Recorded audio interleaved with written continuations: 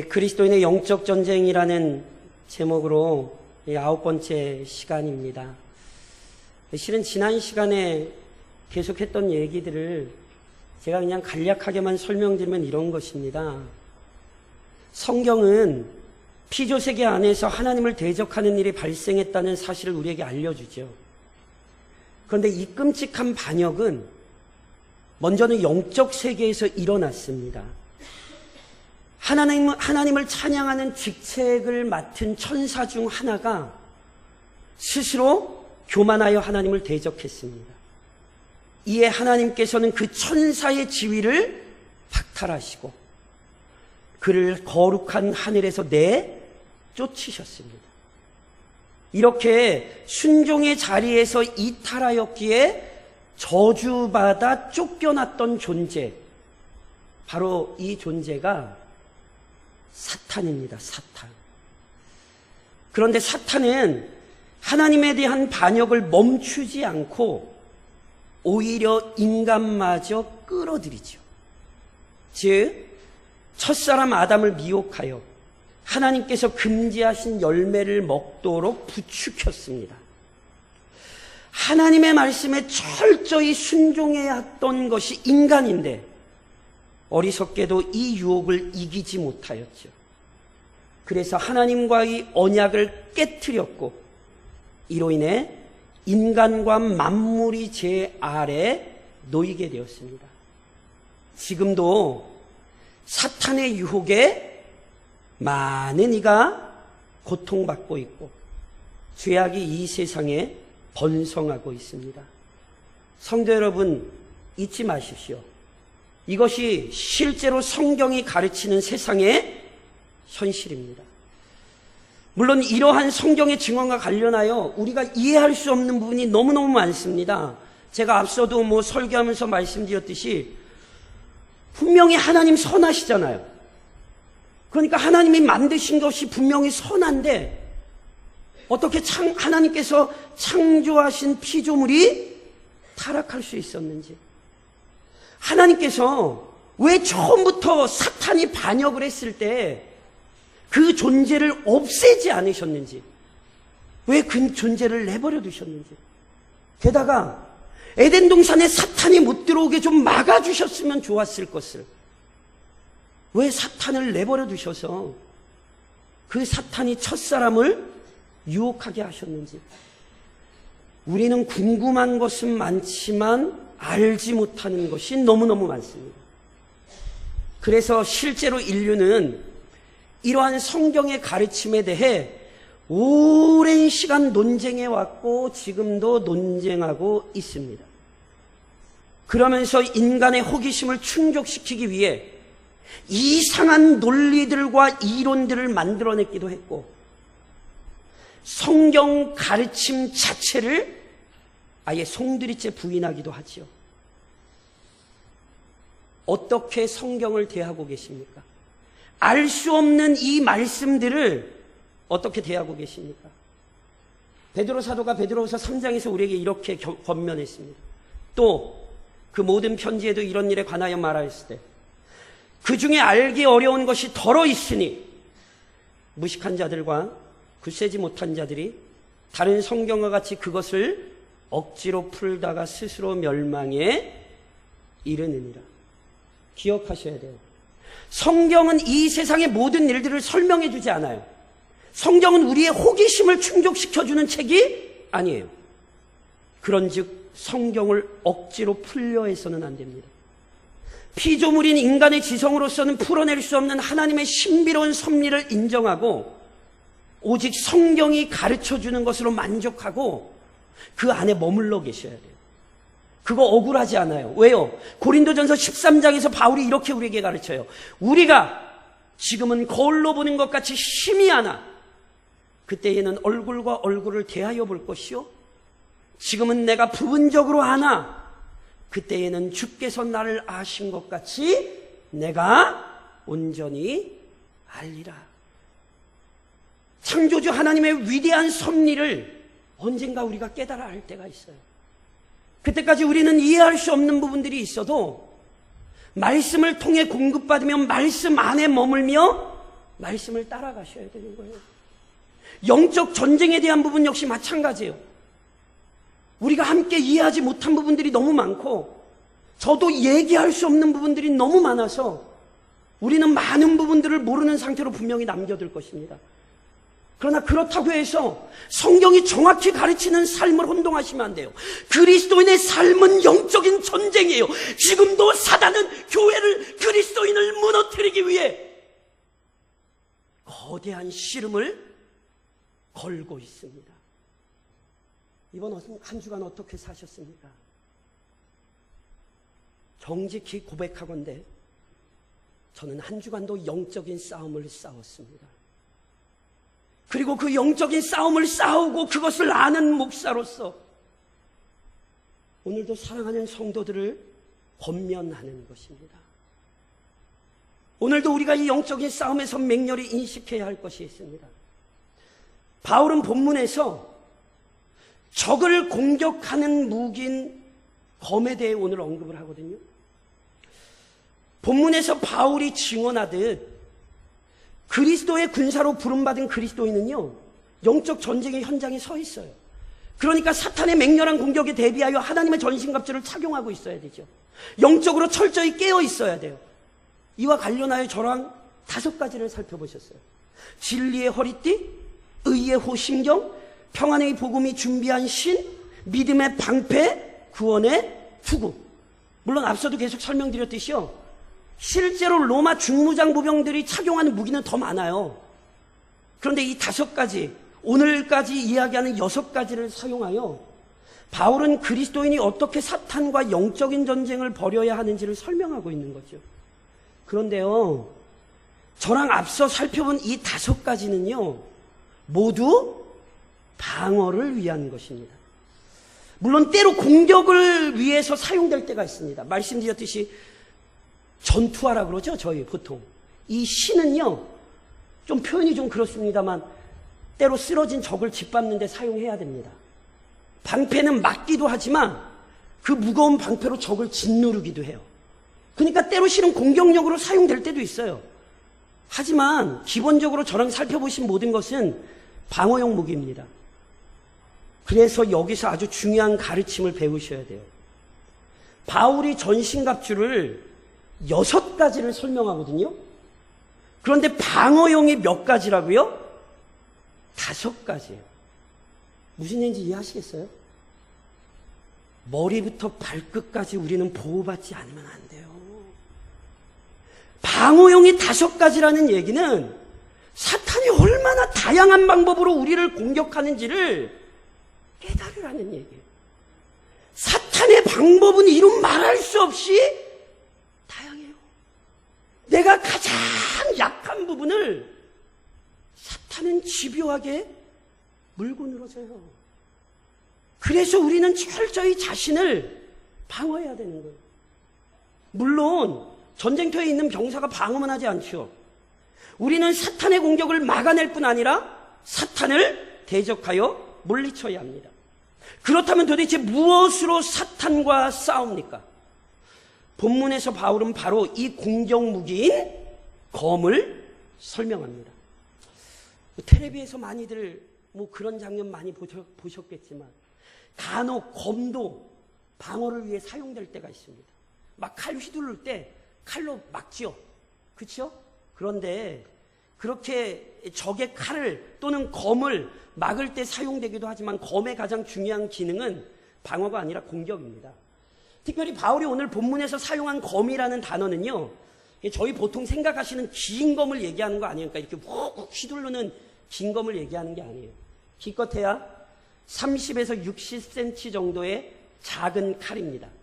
일반적으로 이 칼은요, 좌우에 날이 모두 있어서 적에게 근접한 거리에 가서 적의 급소를 찌르기 위해 사용하는 거예요.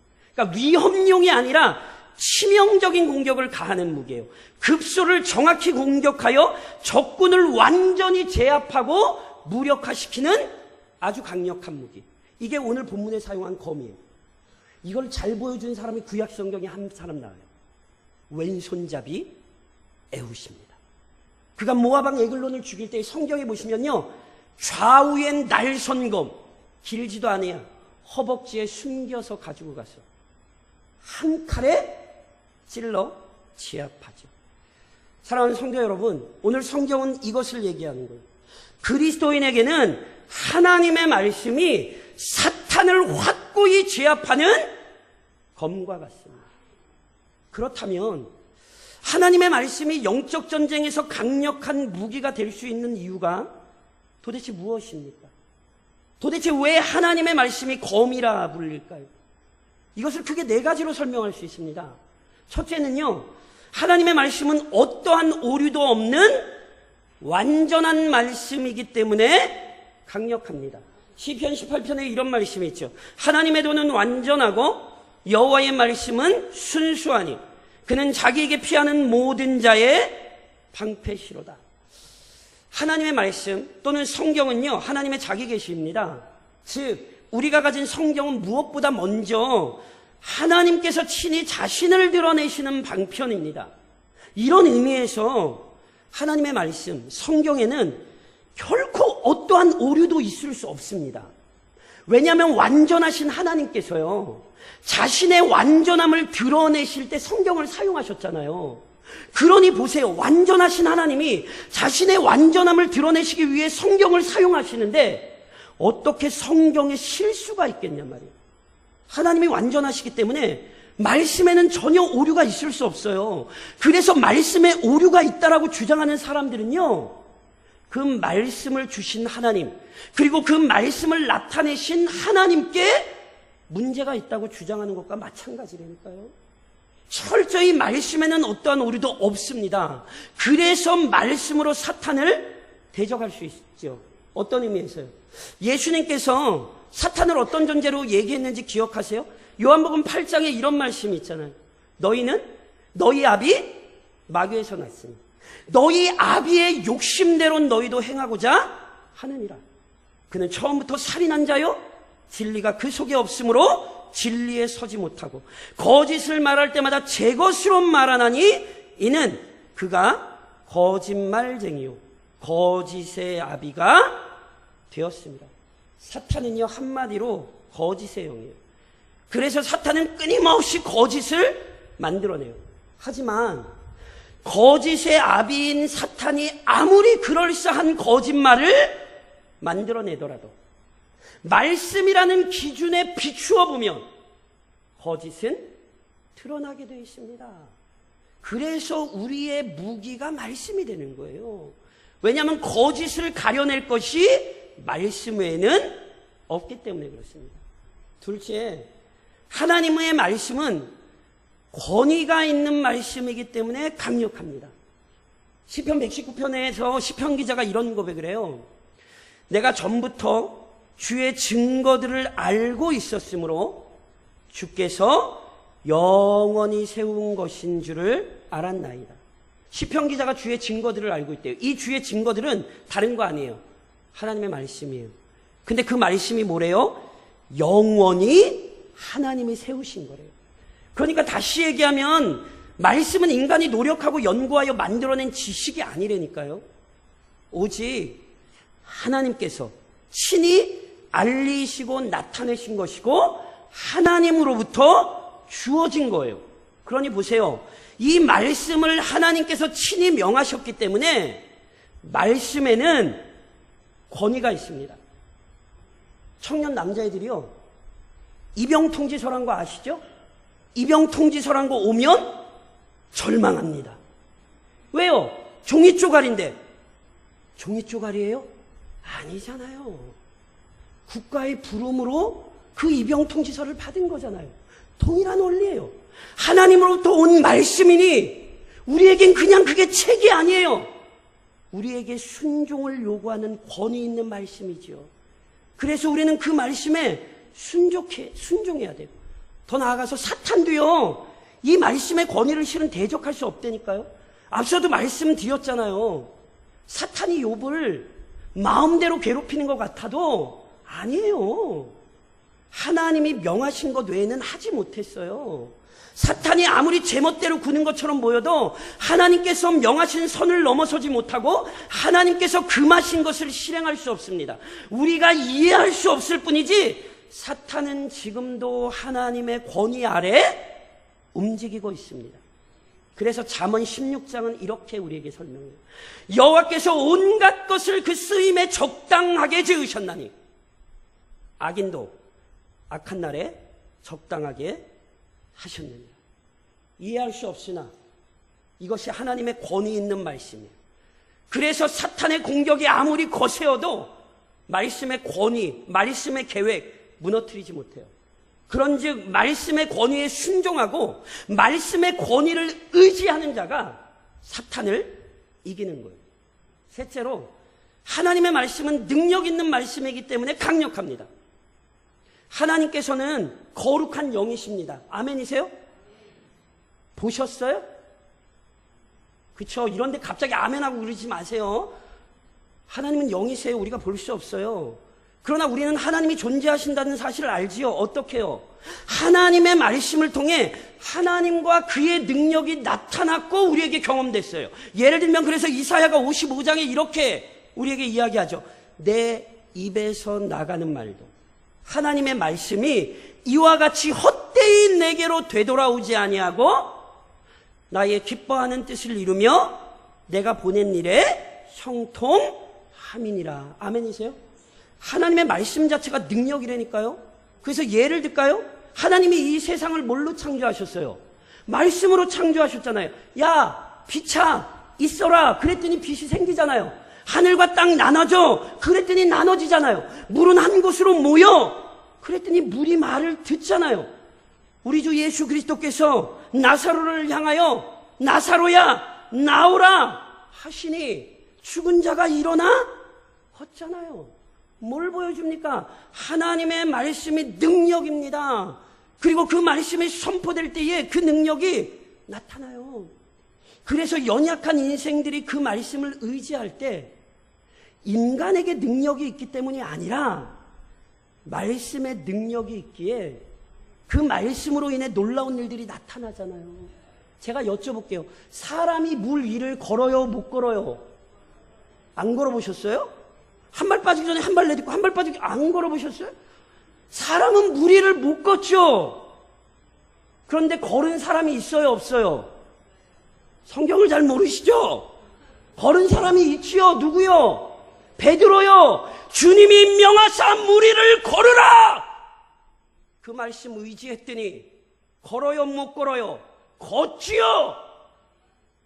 초대교회가 왜 놀라운 일을 일으켰습니까? 그들이 말씀을 붙들었기에 그 말씀을 통하여 능력이 나타나는 거예요. 우리는 사탄도 다른 걸로 싸우지 않아요. 인생의 경험으로, 내 생각으로 아니에요. 말씀만이 사탄을 이길 수 있는 능력이 되는 거예요. 넷째로는요, 하나님의 말씀으로 충분하기에 하나님의 말씀은 강력합니다. 하나님께서는 완전하신 분으로서 한치의 오차도 없이 자기의 뜻과 계획을 이루십니다. 그리고 이 사실을 죄인들에게 명확히 알려주시고 자신의 종들을 통해 그 말씀을 기록하게 하시고 그 말씀이 교회 안에 보존되게 하셨어요. 그러니 보세요. 우리는 하나님의 뜻을 분별하기 위해 다른 거 찾을 필요 없어요.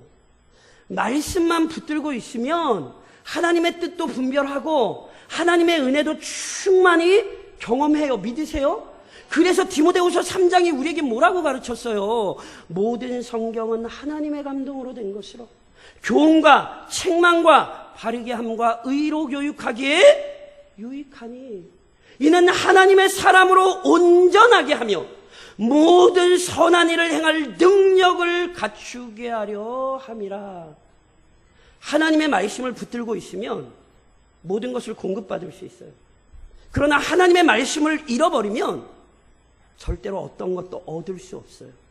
그래서 그리스도인들은 이 말씀의 충분한 것, 말씀의 충분한 능력을 알기에 말씀을 붙드는 거예요. 이 말씀에서 감해서도 안 되고 이 말씀에서 더해서도 안 돼요. 오직 우리에게 주신 이 모든 말씀을 붙들고 있을 때 영적 전쟁에서 우리는 충분히 승리를 거두는 것입니다. 그런데요, 오늘 본문에서 한 구절 더 주목하셔야 될 게 있어요. 분명히 하나님의 말씀이 검이에요. 그런데 그냥 검이 아니에요. 바울은 성령과 하나님의 말씀의 긴밀한 관계를 우리에게 알려줘요. 그래서 하나님의 말씀을 바울 선생님이 뭐라고 표현했냐 하면 성령의 검이다, 이렇게 표현해요. 성령의 검이라고 하는 것은 친히 성령께서 이것을 검처럼 사용하신대요. 그 다음에 도대체 성령의 말씀을 검처럼 사용하신다는 게 도대체 어떤 의미인가? 이것을 크게는 제가 세 가지로 설명을 드릴 수 있어요. 저를 좀 한번 따라 하시겠어요? 원저자, 성령의 검, 성령께서 하나님의 말씀을 사용하신다는 건 성령께서 말씀의 원저자임을 의미합니다. 베드로서 1장에 보면 이런 말씀이 있습니다. 예언은, 여기 예언은 하나님의 말씀이에요. 예언은 언제든지 사람의 뜻으로 낸 것이 아니요 오직 성령의 감동하심을 받은 사람들이 하나님께 받아 말한 것입니다. 이미 앞서 언급했듯이요, 말씀은 인간의 산물이 아니에요.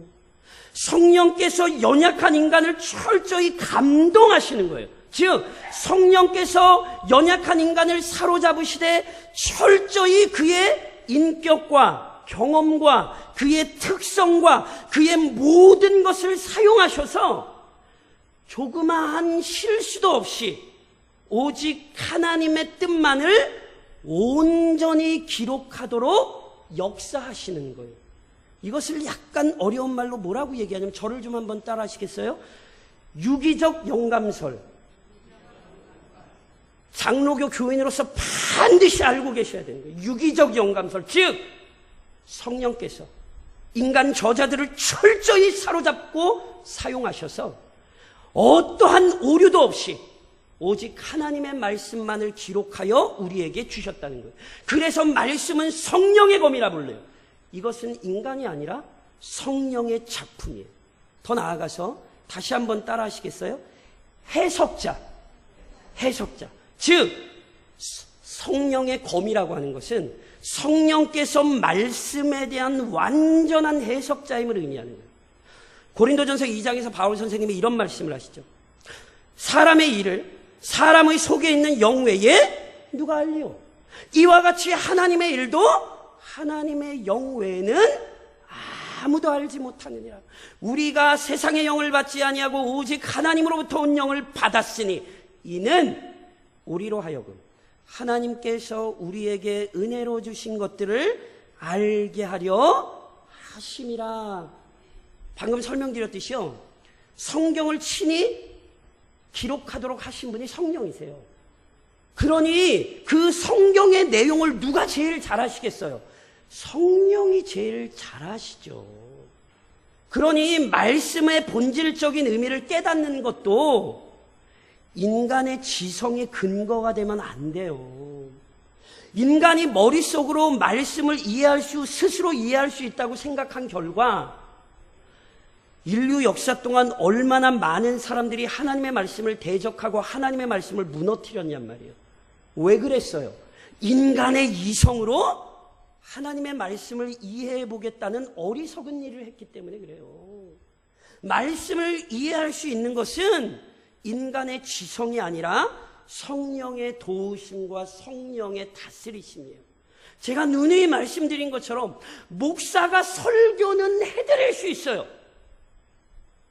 그러나 목사가 그 말씀을 믿게 해드리거나 목사가 그 말씀을 이해하게 만들어 드릴 수는 없어요.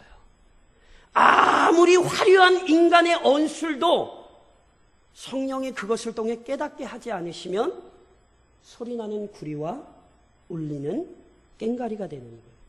그래서 오늘 바울이 이렇게 얘기하는 거예요. 성령의 검, 즉 성경은 성령이 우리에게 해석해 주셔야 되는 거예요. 또 하나 한 번만 더 따라 하시겠어요? 적용자. 예, 성령의 검이라 불리는 이유는 성령께서 말씀의 적용자임을 의미하는 거예요. 데살로니가후서 2장에 바울이 이런 말씀을 하시죠. 주께서 사랑하시는 형제들아, 우리가 항상 너희에 관하여 마땅히 하나님께 감사할 것은 하나님이 처음부터 너희를 택하사 성령에 거룩하게 하심과 진리를 믿음으로 구원을 받게 하심. 하나님께서 세우신 거룩한 구원의 역사가 오늘 우리의 것이 되게 하기 위해서 성령께서 일하시는 거예요. 성령께서 우리 안에 일하셔서 우리의 영혼을 변화시키셔서 그 진리를 믿음으로 구원을 받게 하시는 거죠. 하나님의 말씀이 선포되는 것에 놀라운 구원의 역사가 나타나는 이유는 성령께서 그 선포되는 말씀과 함께 또는 말씀을 동반하여 역사하시기 때문입니다. 오직 성령의 그 주권적인 역사하심 안에서만 그래서 이 말씀은 진정한 능력을 나타내는 거예요. 그래서 성령의 검이라 부리는 거죠. 그런즉 사랑하는 성도 여러분, 우리는 우선 말씀을 동반한 또는 말씀을 통한 성령의 역사를 간구해야 합니다. 모든 변화는 성령께서 말씀과 함께 또는 말씀을 동반하여 일하실 때 시작됩니다. 오순절날 약속하신 성령께서 강림하셨을 때 나타난 가장 중요한 현상은 모든 언어, 각 나라의 방언으로 하나님의 큰일, 즉 그리스도 안에서 성취된 구속의 역사를 선포한 거예요. 동시에 이 놀라운 일을 보면서도 혼란스러워하던 사람들에게 사도 베드로가 다시 한 일 역시 구체적으로 하나님의 말씀을 풀어준 것이잖아요. 보세요. 그래서 그 하나님의 말씀을 풀어줄 때 어떤 일이 일어났다고 성경이 우리에게 얘기합니까? 사도행전 2장은 우리에게 이렇게 기록하죠. 그들이 이 말을 듣고 모여 하나님의 큰일, 복음 이것을 듣고 마음에 찔려 베드로와 다른 사도들에게 물어 이르되 형제들아 우리가 어찌할꼬 하거늘. 무엇이 이 사람들을 변화시켰습니까? 무엇이 예수를 죽였던 유대인들을 변화시켰습니까? 오직 말씀입니다. 성령께서 그 말씀을 통해 역사하실 때 그리스도의 구원의 은혜가 죄인들에게 적용되는 놀라운 역사가 이루어진 것이죠. 그런즉 성령께서 우리 안에 친히 이 놀라운 일들을 일으키시기를 위해 간구하셔야 돼요. 다시 한번 말씀드리지만 저는 설교는 할 수 있어요. 그런데 제가 제 성도들의 마음을 바꿀 수는 없어요. 그것은 말씀 속에 성령께서 역사하셔야 돼요. 그런데 동시에 우리는 이 문제를 놓고 기도할 수 있어요. 실제로 하나님께서 하박국에게 남유대에 대한 심판을 선언하셨을 때 하박국은 그 심판 선언을 들어요. 그러나 하박국이 그 심판 선언을 듣고 끝났나요? 아니에요. 하박국 3장에 이런 말씀이 있죠. 여호와여, 내가 주께 대한 소문을 듣고 놀랐나이다. 여호와여, 주는 주의 일을 이 수년 내에 부응하게 하옵소서. 이 수년 내에 나타내시옵소서. 진노 중에라도 긍휼을 잊지 마옵소서. 하박국은 알았어요. 하나님께서 은혜를 주시면 말씀 속에 변화가 일어난다는 걸 알았기에 하박국은 그것을 위해 기도하는 거예요. 자기 백성을 위하시고 자기 백성에게 은혜 베풀어 주시기를 기뻐하시는 하나님께, 그리고 성령을 부어주시기로 약속하신 그의 아들 예수 그리스도께, 그의 말씀을 통하여 역사하기를 기뻐하시는 성령님께, 그래서 우리는 진실로 간구해야 하는 것입니다. 그리고 그때에 말씀에 대한 자세를 항상 점검하십시오. 성령께서는 말씀의 원저자이기도 하시지만 해석자이기도 하시고 적용자이기도 하세요. 그러니 성령께서 죄인 안에 역사하셔서 그 말씀을 바르게 이해하고 의지하게 만들거든요. 이 사실은요, 오늘 우리의 신앙을 검증할 수 있는 중요한 근거가 된다는 것 아십니까? 그리스도께서 이 땅에 계실 때 많은 사람들이 그분의 말씀을 들었습니다. 그러나 모든 사람이 그분의 말씀을 받아들인 것 아닙니다. 요한복음 6장에 아주 무서운 말씀이 있죠. 제자 중 여럿이 듣고 말하되 이 말씀은 어렵도다. 누가 들을 수 있느냐? 제 설교 듣고 사람들이 한 말 아니에요. 정 목사 뭔 얘기인지 모르겠다고. 시끄럽긴 시끄러운데. 제 설교 듣고 사람들이 한 얘기 아니에요. 예수님의 설교를 듣고 사람들이 얘기했어요. 야, 저 말씀 우리가 못 받겠는데? 그리고는 그냥 떠나버렸어요. 떠나버리기만 했나요? 심지어 그 말씀을 책 잡으려고 쫓아다녔고 순간순간 그 말씀을 대적했어요. 그래서 이런 사람들을 향하여 우리 주님 뭐라고 말씀하셨죠? 요한복음 8장에 이렇게 기록되죠. 하나님께 속한 자는 하나님의 말씀을 듣나니 너희가 듣지 아니함은 하나님께 속하지 아니하였음이로다. 지금도 마찬가지입니다. 말씀을 거부하는 것은 자신 안에 성령의 역사가 없다는 사실을 드러내는 것입니다. 말씀을 거부하는 것은 여전히 흉악한 사탄의 세력에 사로잡혀 있고 자기 욕망에 이끌리고 있다는 사실을 드러내는 것입니다. 반면 말씀을 기쁘게 받는 것은 그 영혼 안에 성령께서 역사하신다는 증거입니다. 인간의 이성과 경험으로는 이해할 수 없는 내용을 믿고 받아들인다는 것은 무한하신 하나님의 은혜가 그의 영혼을 어루만지고 있다는 증거입니다. 그리고 이 선상을 조금 더 깊이 있게 생각하실 필요가 있어요. 똑같이 구원받은 성도예요.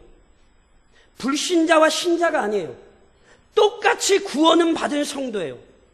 그런데 믿음이 잘 성장하고 있는 성도의 특징은 언제나 하나님의 말씀을 사모하고 그것이 어떤 말씀이든지 자신의 말씀으로 달게 받습니다. 시편 119편에 이런 말씀이 있죠.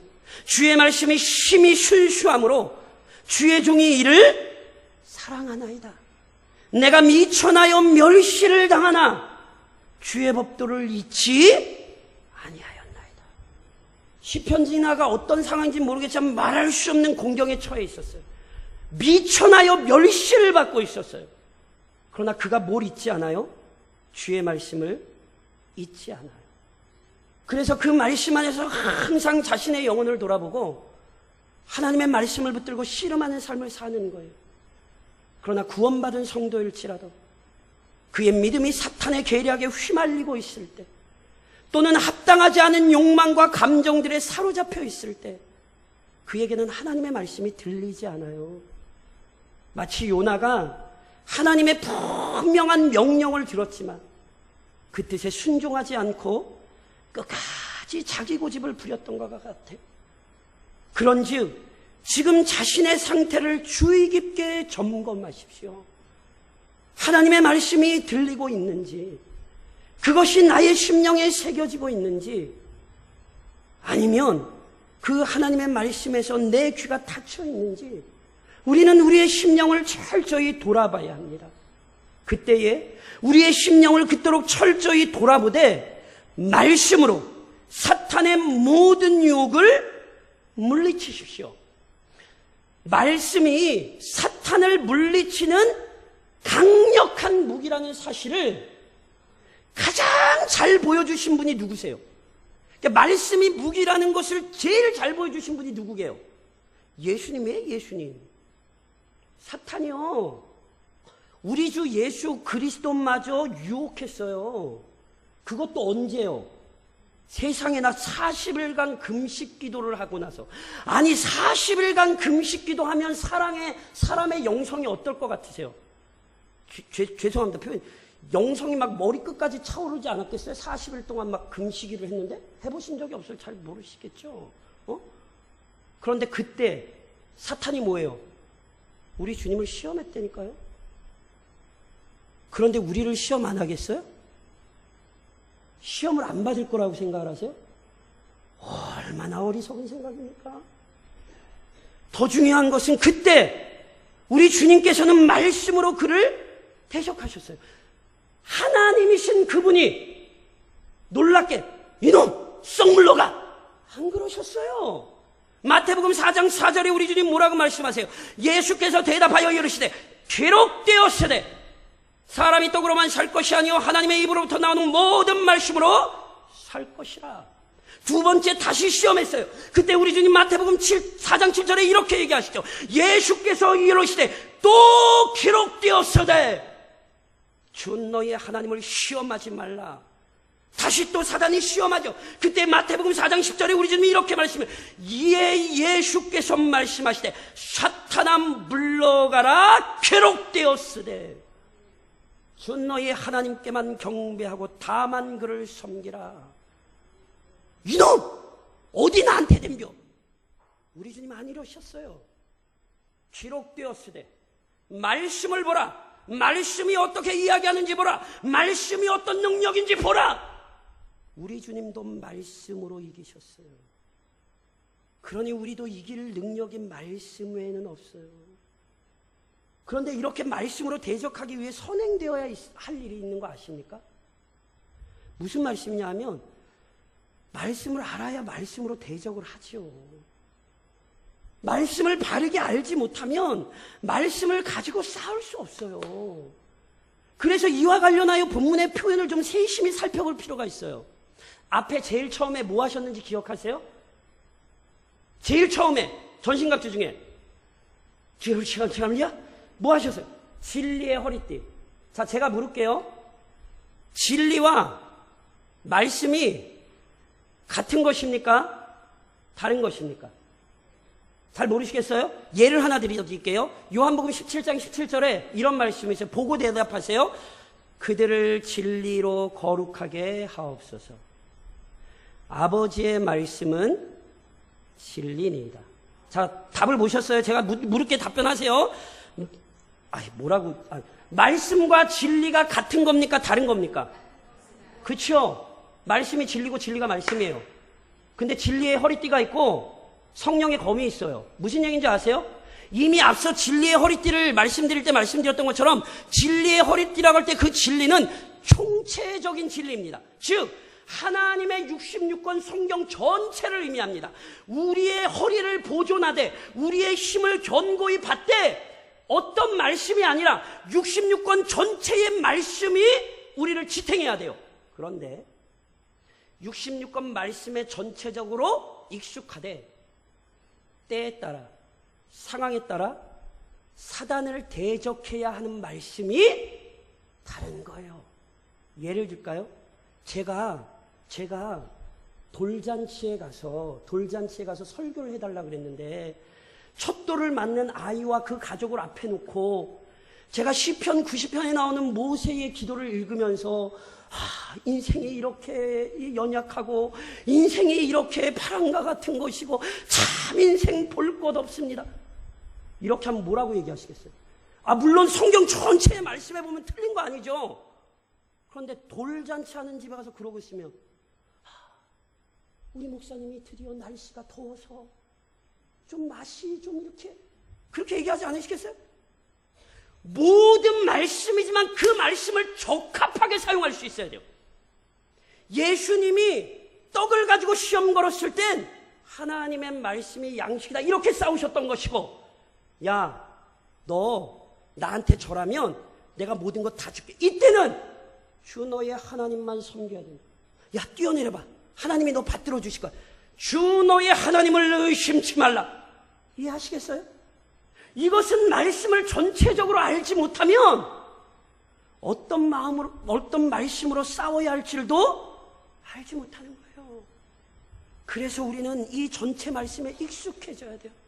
그래서 때에 따라 필요에 따라 하나님께서 주시는 말씀으로 악한 사탄과 싸워야 하는 것입니다. 그리고 그렇게 싸우시되 말씀 전파의 사명에 힘을 내되 말씀을 순전하고 균형 있게 전하십시오. 앞서 언급드렸듯이요, 사탄은 거짓의 아비예요. 그렇게 사탄의 가장 중요한 공격 방법은요, 성경의 진리들을 거짓으로 바꾸는 거예요. 그래서 바울이 어떤 결심과 결단을 표현했는지 아세요? 고린도 후서 2장에서 바울이 이렇게 얘기하잖아요. 우리는 수많은 사람들처럼 하나님의 말씀을 혼잡하게 하지 아니하고 곧 순전함으로 하나님께 받은 것 같이 하나님 앞에서와 그리스도 안에서 말하노라. 말씀은 우리가 만든 것 아니에요. 그러므로 인간의 생각이 혼합되지 않은 오직 순수한 말씀을 보존하고 전하십시오.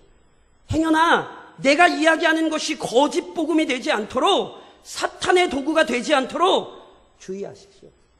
그리고 그렇게 순수한 말씀을 전하되 모든 말씀이 균형 있게 조화롭게 전해지도록 수고하십시오.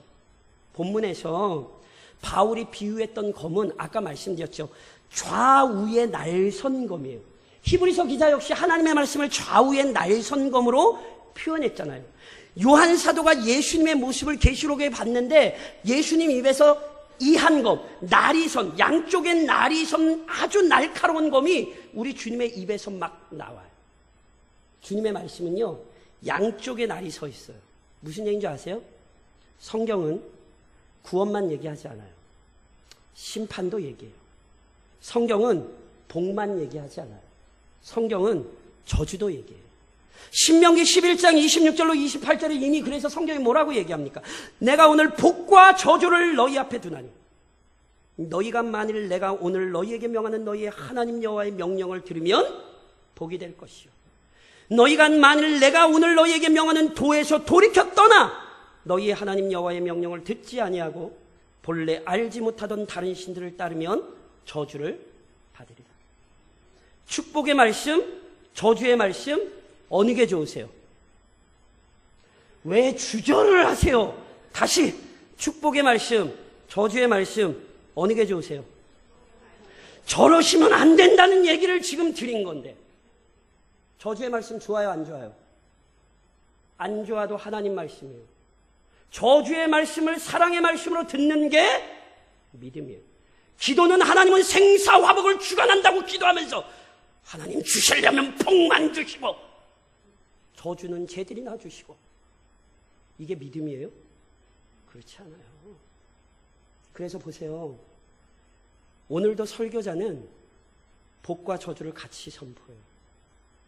베드로가 설교했을 때 사람들이 마음이 찔렸어요. 스데반이 설교했을 때 사람들이 동일하게 말씀에 찔렸어요.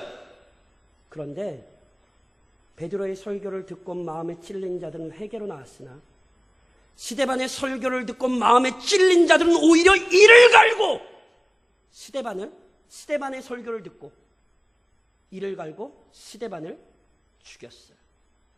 무슨 얘기인지 아세요? 역사는 하나님께 있어요. 하나님이 어떤 설교는 복이 되게 하시고 하나님은 어떤 설교 앞에서 반응하지 않는 성도를 하나님은 견책하십니다. 설교자는 전할 뿐입니다. 역사는 하나님께 있는 것이고 성도들은 그대로 증언할 뿐입니다. 결과는 하나님께 있습니다. 그러니 이 사실을 잊지 마시고 순수한 복음을 조화 있게 전하는 믿음의 거룩한 백성들이 되실 수 있기를 말씀의 주인이신 우리 주님의 이름으로 권면드립니다.